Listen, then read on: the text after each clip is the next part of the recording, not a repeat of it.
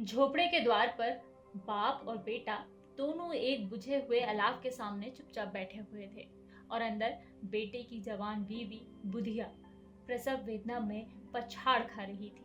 रह रहकर उसके मुंह से ऐसी दिल हिला देने वाली आवाजें निकलती थी कि दोनों कलेजा थाम लेते थे। जाड़ों की रात थी, प्रकृति सन्नाटे में डूबी हुई, सारा गांव अंधकार में लय हो गया था। घीसू ने कहा, मालूम होता है बचेगी नहीं, सारा दिन दौड़ते हो गया, जा देख तो आ।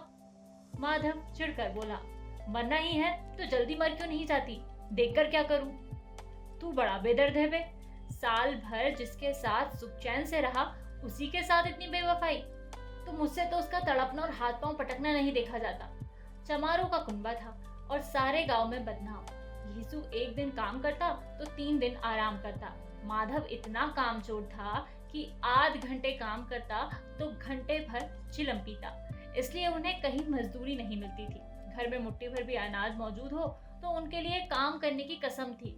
जब 2-4 फांके हो जाते तो यीशु पेड़ पर चढ़कर लकड़ियां तोड़ लाता और माधव बाजार से बेच लाता, और जब तक वो पैसे रहते दोनों इधर उधर मारे मारे फिरते।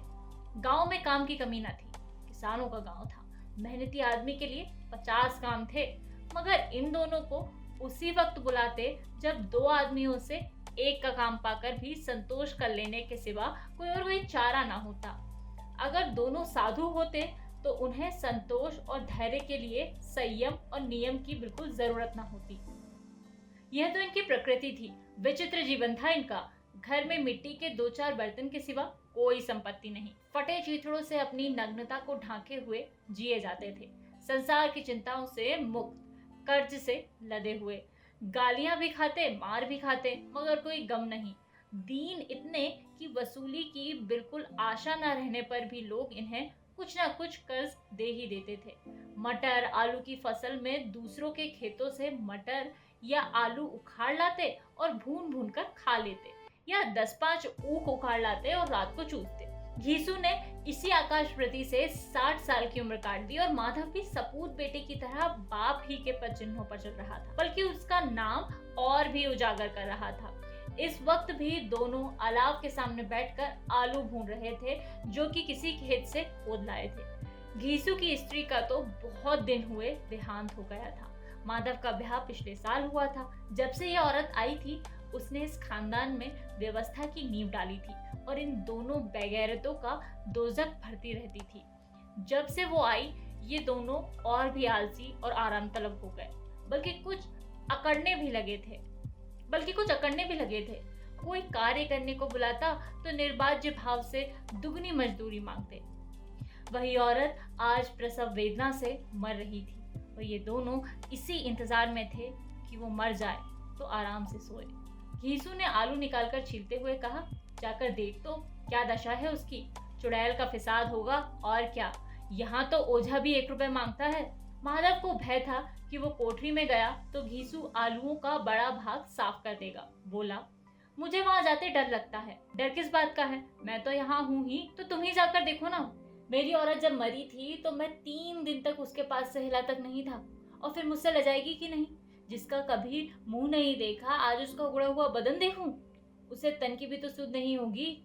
मुझे देख लेगी तो खुलकर हाथ पांव भी नहीं पटक सकेगी। मैं सोचता हूँ कोई बाल बच्चा हो गया तो क्या होगा, सौंठ गुड़ तेल कुछ भी तो नहीं है घर में, सब कुछ आ जाएगा। भगवान दे तो जो लोग अभी तक पैसा नहीं दे रहे हैं वे ही कल बुलाकर रुपए देंगे। मेरे 9 लड़के हुए, घर में कभी कुछ ना था, मगर भगवान ने किसी न किसी तरह बेड़ा पार ही लगाया। जिस समाज में रात दिन मेहनत करने वालों की हालत उनकी हालत से कुछ बहुत अच्छी ना थी, और किसानों के मुकाबले वे लोग जो किसानों की दुर्बलताओं से लाभ उठाना जानते थे कहीं ज्यादा संपन्न थे, वहाँ इस तरह की मनोवृत्ति का पैदा हो जाना कोई अचरज की बात न थी।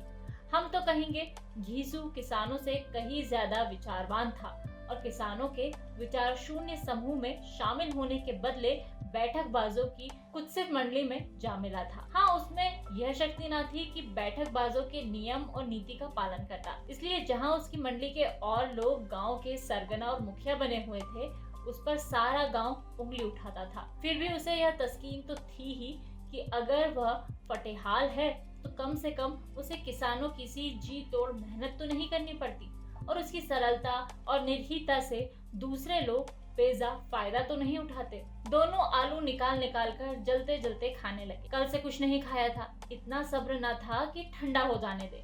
कई बार दोनों की जबानें जल गईं।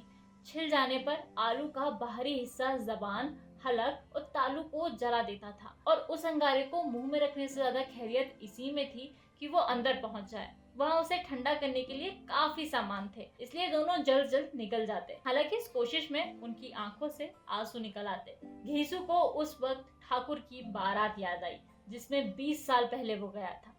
उस दावत में उसे जो तृप्ति मिली थी वो उसके जीवन में एक याद रखने लायक बात थी, और आज भी उसकी याद ताजा थी। बोला, वो भोज नहीं भूलता। तब से फिर उस तरह का खाना और भरपेट नहीं मिला। लड़की वालों ने सबको भर पेट पूरियां खिलाई थी। सबको, छोटे बड़े सबने पूरियां खाई, और असली घी की। चटनी, रायता, 3 तरह के सूखे साग और एक रसेदार तरकारी, दही, चटनी, मिठाई। क्या बताऊं कि उस भोज में क्या स्वाद मिला। कोई रोक टोक नहीं थी। जो चीज चाहो मांगो, जितना चाहो खाओ। लोगों ने ऐसा खाया कि किसी से पानी ना पिया गया।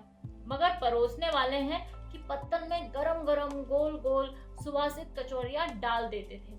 मना करते हैं कि नहीं चाहिए, पत्तल पर हाथ रोके हुए हैं, मगर वे हैं कि दिए जाते हैं। और जब सबने मुंह धो लिया तो पान इलायची भी मिली, मगर मुझे पान लेने की कहाँ सुध थी। खड़ा हुआ ना जाता था। चटपट जाकर अपने कंबल पर लेट गया। ऐसा दिल दरियाफ्त था वो ठाकुर। माधव ने इन पदार्थों का मन ही मन मजा लेते हुए कहा, अब हमें ऐसा कोई भोज नहीं खिलाता, अब कोई क्या खिलाएगा। वो जमाना दूसरा था। अब तो सबको किफायत सोचती है। शादी ब्याह में मत खर्च करो, क्रियाकर्म में मत खर्च करो। पूछो, गरीबों का माल बटोर बटोर कर कहाँ रखोगे। बटोरने में तो कोई कमी नहीं है, हाँ खर्च में किफायत सूझती है। तुमने 20 पूरियां खाई होंगी, 20 से ज्यादा खाई थी। मैं 50 खा जाता, 50 से कम मैंने न खाई होंगी। अच्छा पका था, तू तो मेरा आधा भी नहीं है। आलू खाकर दोनों ने पानी पिया, और वहीं अलाव के सामने अपनी धोतियां ओढ़कर पांव पेट में डाले सो रहे, जैसे 2 बड़े बड़े अजगर गेडुलिया मारे पड़े हों, और बुधिया अभी तक करहा रही थी।